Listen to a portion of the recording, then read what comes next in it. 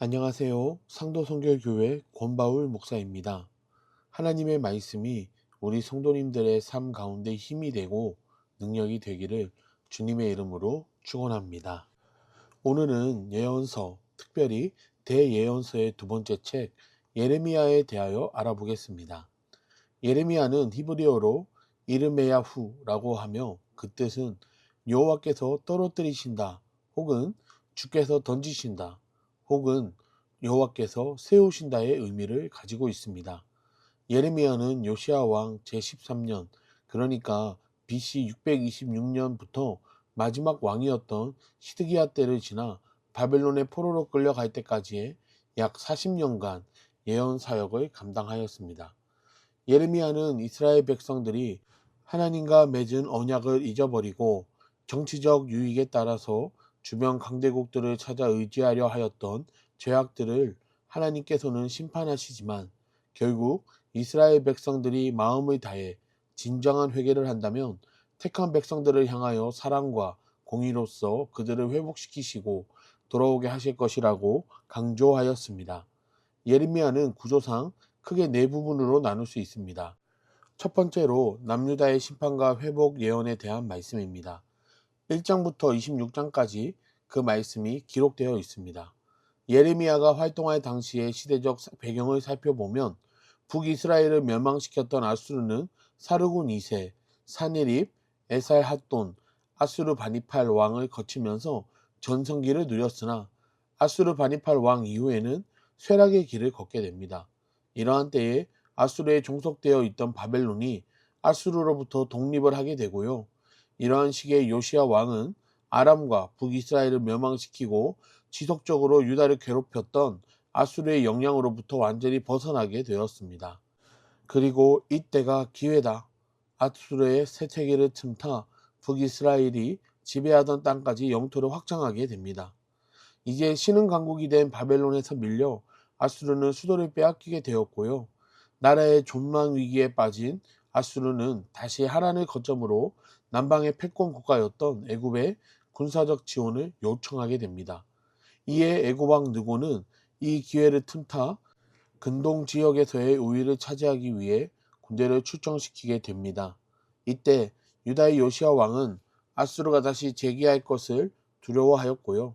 애굽과 아수르가 연합하는 것을 막기 위해 군대를 이끌고 출정하였다가 무기또에서 애굽과의 전투 중에 전사하게 됩니다.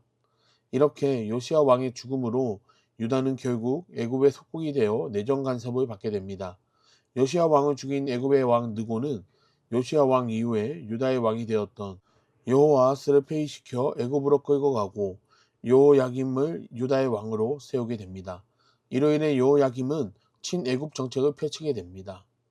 남유다의 역사를 중심으로 기록한 역대상 34장에서 36장을 참고하시면 동일한 역사의 이야기가 연결됩니다. 두 번째로 예레미야 사역의 역사적 기술에 대한 내용입니다. 예레미야 27장에서 45장까지 그 내용이 기록되어 있습니다. 고대 근동 지역에서의 패권을 노리던 애굽은 바벨론과 갈그미스에서 전쟁을 벌이게 되는데 그 전투에서 크게 패하게 됩니다.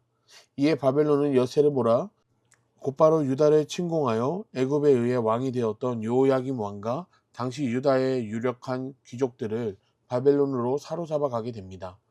이후 유다에서는 여호야김 왕의 뒤이어 여호야긴이 즉위했지만 오래 지나지 않아서 그도 바벨론의 제2차 침공으로 바벨론에 끌려가게 됩니다. 바벨론은 여호야김 왕의 삼촌이었던 시드기야를 왕으로 세워 유다가 친바벨론 정책을 펼치도록 하였습니다. 그래서 시드기야 왕은 처음에는 친바벨론 정책을 펼쳤지만 시간이 지나면서 바벨론을 배반하고 다시 친애굽 정책을 펼치게 됩니다. 이에 유다는 또다시 바벨론으로부터 제3차 침공을 받게 되었고요. 그 마지막이 보입니다.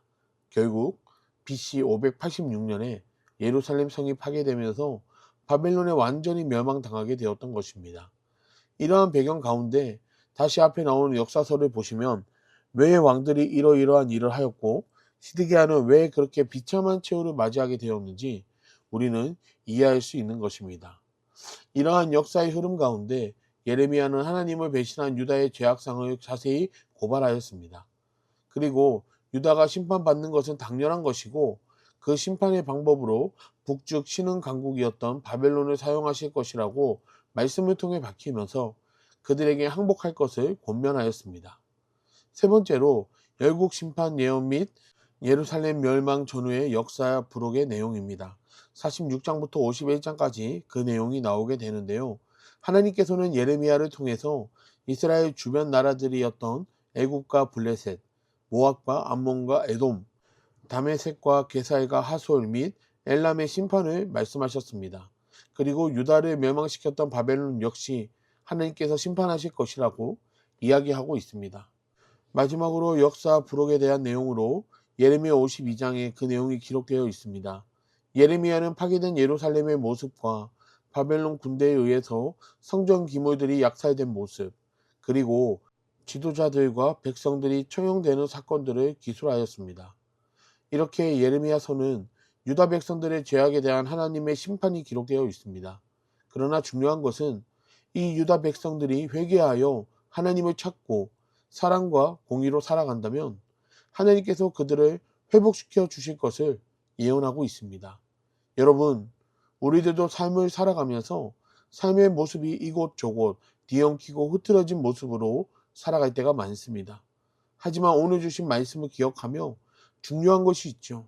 바로 하나님을 찾고 회개하며 사랑과 공의로 살아가기를 결단하는 우리 모든 성도님들 되시기를 바랍니다.